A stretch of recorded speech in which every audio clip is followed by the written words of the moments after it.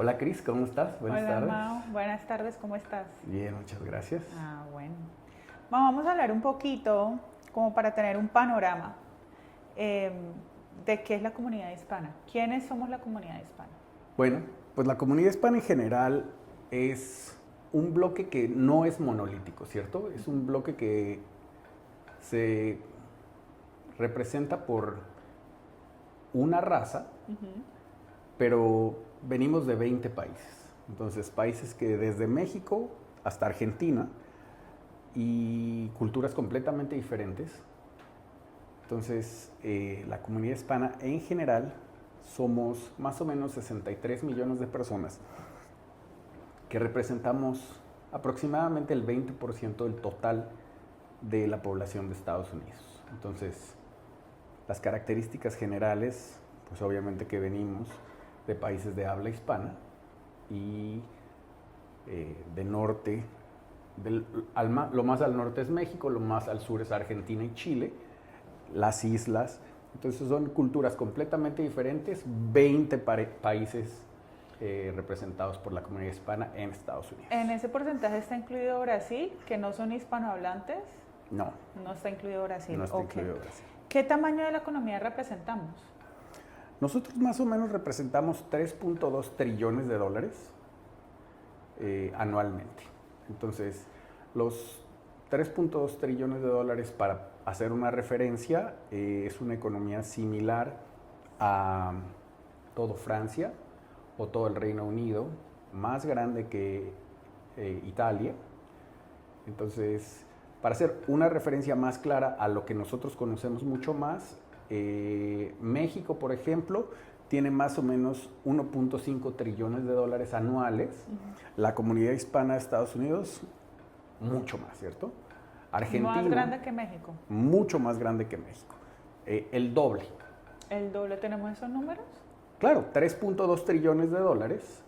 La comunidad hispana de Estados Unidos. México, 1.5 trillones de dólares anuales de GDP nominal. Wow, entonces la diferencia es bastante grande. Es bastante grande, con otra nota muy importante.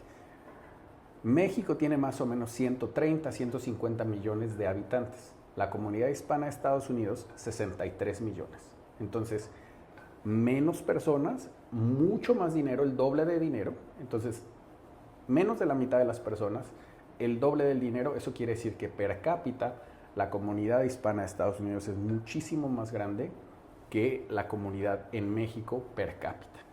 Y en general también. Entonces, para poner todo en perspectiva, México, 1.5 trillones de dólares anuales, Argentina, más o menos 700 billones de dólares, que es la segunda economía más grande de habla hispana, no contando España, claro, ¿no? Okay. Y Colombia, 400 billones de dólares anuales. Entonces, esas son las tres economías latinoamericanas hispanas más grandes, y ni siquiera combinadas podrían ser del tamaño de la comunidad hispana de Estados Unidos. Increíble. Este fenómeno o trend de la comunidad hispana creciendo, ¿es algo que vamos a ver en los siguientes años? ¿Va a seguir creciendo? ¿Cuáles son las expectativas? La expectativa es que la comunidad hispana, una de las claves o características básicas es que es la máquina del crecimiento de Estados Unidos, ¿cierto? Entonces, nosotros, si nos damos cuenta, los hispanos somos la población que crece más rápido. Económicamente tenemos un boom impresionante, que ya lo vamos a ir viendo más adelante en este mismo episodio. Pero, por ejemplo, más o menos calcula que para el año 2050 o 2050, la comunidad hispana va a llegar a 111 millones de habitantes. Entonces, de 63 millones que más o menos somos hoy, a más o menos 111 millones de habitantes en el 2050. Y para el 2070, 140 millones de O habitantes. sea, casi que lo vamos a duplicar. ¿En porcentaje eso cómo se traduciría más o menos? ¿40, 50%? Pues eso es muy variable. Okay. Porque las comunidades de Estados Unidos crecen a diferentes velocidades. Entonces, hay comunidades que tienen tasas de natalidad muy bajas, entonces difícilmente vamos a saber, probablemente sigamos creciendo, 23, 25, quizás hasta el 30%, pero ese número es un poquito más complejo, entonces no nos quisiéramos meter en este momento y dar un número incorrecto. Ok, muy bien. Hablando de nuestra comunidad y de la potencia que tiene, el crecimiento que tiene, hablemos un poquito de los ingresos de nuestra población y cómo se comparan con las demás razas de Estados Unidos. Ok, la comunidad hispana es una comunidad que a través de las últimas décadas ha ido creciendo económicamente mucho, mucho, mucho. Entonces, en este momento, la comunidad hispana por familia en una casa más o menos hace $65,000 anuales. Entonces, esos son números al 2022. La comunidad afroamericana hace menos dinero, que son más o menos $56,000 anuales, pero aquí es en donde viene el cambio, ¿cierto? La comunidad blanca, casi $90,000 anuales, entonces el brinco es bastante grande, de 65 a casi 90. Y los asiáticos, que es la comunidad que más dinero genera, son $113,000, $115,000 anuales por familia. Casi el doble. Casi el doble, exactamente. ¿Hay algo, por qué ellos hacen más? ¿Hay alguna atribución a eso? Sí, la atribución es básicamente una cuestión de educación y nivel educativo, ¿cierto? Entonces, más adelante vamos a ir viendo cómo se correlaciona el años de estudio contra ingresos. Normalmente van correlacionados, entonces a más años de estudio, más ingresos para las personas, ¿cierto? Entonces, pero vamos a retomar un poquito el crecimiento excepcional de la comunidad hispana a través de las últimas décadas, porque a veces nosotros somos un grupo que no logramos reconocer el éxito que hemos tenido a través de los últimos tiempos y las últimas generaciones, ¿cierto? Entonces, la comunidad hispana, por ejemplo, en los 80s, hacía 26% de lo que hacía la población en general. Únicamente 26%. O sea, pongámonos en números para que sea mucho más sencillo. Si el general de la población en los 80s hacía 100 unidades monetarias, que podemos decir $100,000 de hoy, la comunidad hispana hacía 26,000. Entonces la diferencia es gigantesca, ¿cierto? Garrafal. Garrafal. Entonces de los años 80, solamente 26% contra el número general, ¿cierto? Avanzamos a los 90s, la comunidad hispana da un brinco tremendo y resulta que del 26 pasa al 44%. O sea, gana 20 puntos de ingreso contra el número total del país. ¿En cuántos años? En una década. En una década. Entonces, de los 80, 26%, a los 90, 44%, ¿cierto? Pasamos a los 2000 y otro brinco espectacular de más de 20 puntos, llegamos a 65% del ingreso de la comunidad en general. O sea, se puede decir básicamente que hay un patrón en que cada década se incrementan 20 puntos. No necesariamente. No necesariamente. Esos años fueron de crecimiento acelerado, ¿cierto? Porque, por ejemplo, dijimos que en los 2000 65%, pero en el 2100 únicamente 67%. Entonces, en una década, 2 décadas anteriores, brincos de 20%, entre el 2000 y el 2010 únicamente 2%. Entonces, no es un patrón de 20% todo el tiempo, pero hubo un momento de una explosión económica en la comunidad hispana. Y bueno, de los 2010 a más o menos la última medición que tenemos, que es del 2022, la más exacta, la comunidad hispana está más o menos en el 88% del ingreso total del país, ¿no? Entonces, otro brinco gigantesco de más de 20%. Entonces podemos decir que tenemos 20, luego una década y medio perdida de nada más. Bachecito. Y ahora otra vez 20%. Entonces, ¿a qué se debe ese crecimiento tan espectacular? Mira, es complejo entenderlo, Pero una de las cosas es que realmente ahora ya entendemos muchas cosas del sistema, ¿cierto? Las comunidades inmigrantes llegaron y entonces únicamente tenían trabajos de servicios muy básicos. Ha ido subiendo la calidad de los trabajos a los que tenemos acceso y eso ha hecho que el ingreso suba considerablemente, ¿no? Entonces, lo más importante aquí que tenemos que entender es que la comunidad hispana va hacia arriba, ¿cierto? Brincos gigantes de ingreso anual, década tras década. Increíble, súper interesante y yo creo que lo que hay que ver o explorar es cómo hacer esta comunidad más fuerte, que sus ingresos sean mayores y darle las herramientas para poder seguir creciendo y ser cada vez más fuertes. Claro. Y vamos a retomar el punto que mencionaste anteriormente.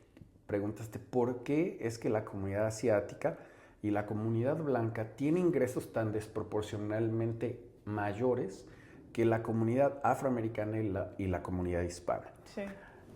La respuesta es bien sencilla. El número de años de escuela contra el ingreso, ¿cierto? Entonces, la educación es el punto clave por el cual esas comunidades avanzan más económicamente y lamentablemente ese es el punto débil de nuestra comunidad, ¿cierto?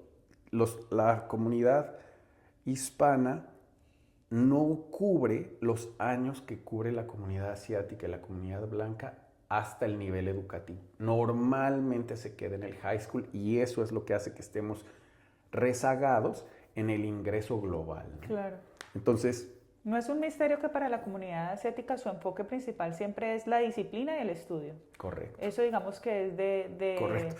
Inclusive, información general. Las mamás asiáticas les llaman las Tiger Moms. Tiger ¿no? Moms, sí. Entonces las Tiger Moms siempre están atrás de los niños, pero muy estrictas. Lo es. Y eso normalmente no lo ves a ese nivel en la comunidad hispana, ¿cierto? El niño se sale a trabajar, bueno, ya se está independizando, etcétera, etcétera.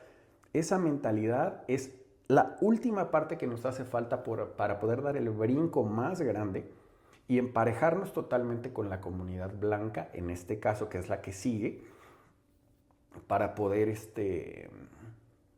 realmente estar al mismo nivel, ¿no? Como el último eslabón de la fórmula para poder, digamos, de alguna manera equivaler nuestros ingresos a la comunidad blanca. Y nosotros somos muy fuertes en muchas industrias, ¿no? Entonces, por ejemplo, nos damos cuenta que dominamos la industria de la construcción, pero dominamos la industria de la construcción como trabajadores. No como ingenieros. No como ingenieros, ¿no? Entonces necesitamos entender que lo importante es dominar la industria de la construcción a todos los niveles. Entonces, tenemos mucha gente, somos muchas personas, nos hace falta ese brinco final. Dominemos como trabajadores, pero el siguiente paso es dominar como ingenieros y dueños de compañía, ¿no? Ok. Me voy a adelantar un tantito. Estoy segura que mucha gente va a decir, pero es que ir a la escuela es muy caro, tener una carrera es muy caro. ¿Vale la pena hacer un préstamo educativo para, digamos, esa inversión en educación? ¿Vale la pena hacer ese préstamo y luego pagarlo? Sí y no. Ok. La respuesta es compleja, ¿cierto? Entonces, la respuesta en cuanto a los préstamos educativos, cómo pagar la carrera, etcétera, etcétera, son muy importantes. Aquí lo más importante es entender que una carrera universitaria, más bien, que no todas las carreras universitarias son iguales, ¿cierto? Entonces, si yo voy a estudiar literatura alemana, bueno, pues muy probablemente el retorno a mi inversión, no solamente económico, sino el retorno a mi inversión de tiempo, no va a ser igual a que si yo estudio ingeniería electrónica, ingeniería petrolera, me convierto en médico o me convierto en abogado, ¿cierto? Entonces, ahí nosotros tenemos que ser muy inteligentes en entender que muy probablemente haya muchas carreras universitarias que ganen menos que ciertas profesiones técnicas. Entonces, volvamos al ejemplo de la persona que estudia lenguas alemanas. Ok. Esa persona probablemente va a tener un sueldo muy básico porque es una carrera que no tiene una retribución económica en el mundo real. O sea, las empresas no necesitan una persona experta en lenguas germanas, Sí. pero todo el mundo necesitamos un plomero De o acuerdo. todo el mundo necesitamos un electricista, ¿cierto? Entonces, la idea es sí a la universidad, pero sí a la universidad que nos conlleve a un retorno económico grande. Entonces, si tu hijo, el hijo de nuestros amigos, va a tener, es aceptado en una universidad muy prestigiosa para una carrera increíble como por ejemplo ingeniería civil, y la pregunta es, ¿vale la pena endeudarse? Pues sí, sí vale la pena endeudarse, Claro. ¿cierto? Porque el pago a esa carrera va a ser pues muy grande. Entonces, En el momento en que el niño se gradúe y empiece a trabajar, inmediatamente va a tener no solamente para vivir, sino para pagar su préstamo estudiantil, por decirlo así. exactamente. Esa es la cuenta que hay que hacer. Exactamente. Otra de las cosas que también vamos a platicar aquí es cómo ahorrar para la educación de nuestros hijos, cuál es la prioridad, si el retiro o la educación de los niños. Todos esos detalles los vamos a ir viendo poco a poco, episodio tras episodio, pero el episodio de hoy fue muy interesante porque vimos las características generales de quiénes somos los hispanos que vivimos en Estados Unidos. ¿Y cómo podemos crecer en un futuro? Exactamente. Y cómo podemos crecer y cómo hemos crecido. De acuerdo. Entonces, es muy importante saber que llevamos una trayectoria muy buena en un tiempo muy corto, pero vamos a la mitad del camino, ¿cierto? Entonces, ahí ese es uno de los criterios claros. Volvemos a la idea que la educación es lo número uno. Y ahí vamos a ir avanzando en este. Excelente, pues entonces cerremos ahí por ahora. Bueno. Y vamos explorando tema tras tema a medida vamos avanzando con estos episodios, ¿te parece? Me parece perfecto, muchas gracias. Bueno, gracias, Manu.